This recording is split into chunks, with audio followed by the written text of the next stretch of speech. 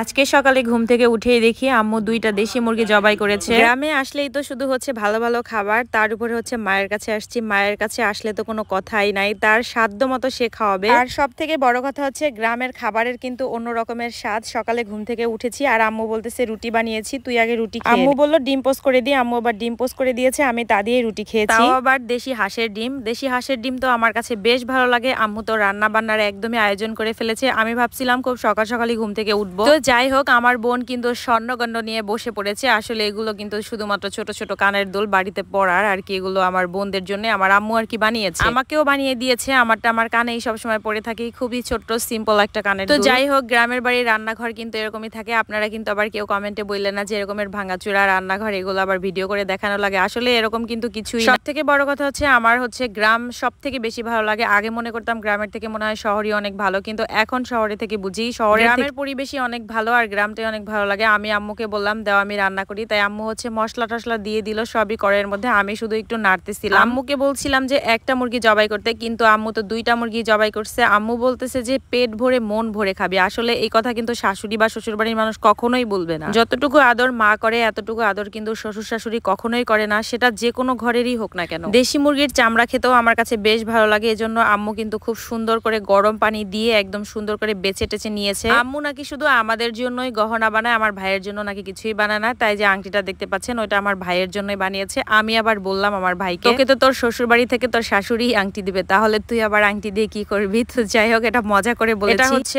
3 বোনের 3টা কানের দুল, একটা আমার মেজো বোনের, একটা আমার সেজো বোনের, আর একটা হচ্ছে আমার ছোট বোনের। আম্মু আর কি সব সময়ের জন্য পরার জন্য আর কি এটা বানিয়ে দিল। আম্মুর যতটুকু সামর্থ্য ছিল সেই সামর্থ্যের মধ্যে আম্মু আর কি বানিয়ে দেওয়ার চেষ্টা করেছে। সবাইকে আর কি এক চোখে দেখে আমার আম্মু, এবং সব ভাই বোনকেই বানিয়ে দেওয়ার কিছু না কিছু চেষ্টা করেছে। তো যাই হোক, ছোট ভাই যেহেতু একটা আংটি চেয়েছে, আমিও আম্মুকে বলেছি বানিয়ে দাও। আমার ভাই তো অনেক খুশি, দেখতেই পাচ্ছেন ওর হাসিটা কিন্তু দেখেই বোঝা যায় যে ও আসলে আংটিটা পেয়ে অনেক খুশি। আর আমিও অনেক খুশি, কারণ আমার ভাই বোন খুশি থাকলে আমি অনেক খুশি। এর জন্য আমি আর কি ভিডিও করতেছিলাম ওদের খুশিটুকু, ওদের আনন্দটুকু, ওরা আসলে কি কি পেয়ে খুশি হয়। কিছু কিছু সময় মানুষকে অনেক টাকা দিয়েও কিন্তু খুশি করা যায় না, আর সামান্য কিছুতেই কিন্তু অনেক খুশি হয়ে যায়। আসলে মনের যে চাওয়া পাওয়াটা থাকে বা মনের যে চাহিদাটা থাকে, সেই চাহিদা মতো যদি মানুষ পায় তাহলে কিন্তু সে খুশিই হয়। এদিকে আবার আমরা 3 ভাই বোন মিলে একটা ট্রেন্ডিং গান গাইতেছিলাম আর কি, টিকটকের মতোই টিকটক করতেছিলাম। আমার ভাই কিন্তু কখনোই ক্যামেরার সামনে আসে না, তারপর আমরা 2 বোন অনেক রিকোয়েস্ট করার পরে তাও আসছে। তো যাই হোক, আমার ভিডিওটা কেমন লাগলো অবশ্যই কিন্তু কমেন্ট করে বলবেন। এদিকে আবার আব্বু আমার ছোট ভাইকে এগিয়ে দেওয়ার জন্য রাস্তায় আর কি দাঁড়িয়ে আছে ভ্যানের জন্য। আমাদের বাড়ির সামনের রাস্তাটা কিন্তু পাকা করা, আর এই রাস্তা দিয়ে কিন্তু ভ্যান গাড়ি অনেক কিছুই চলে, শুধুমাত্র বাস চলে না, ট্রাক এগুলোও কিন্তু চলে। শুধুমাত্র আর কি বড় গাড়ি চলে না এই রাস্তাটা দিয়ে, কারণ এই রাস্তা এখন পর্যন্ত বড় গাড়ি চলার মতো অতটা চ্যাপ্টা হয়। আমরা আর কি এখানে জায়গা কিনে বাড়ি করেছি,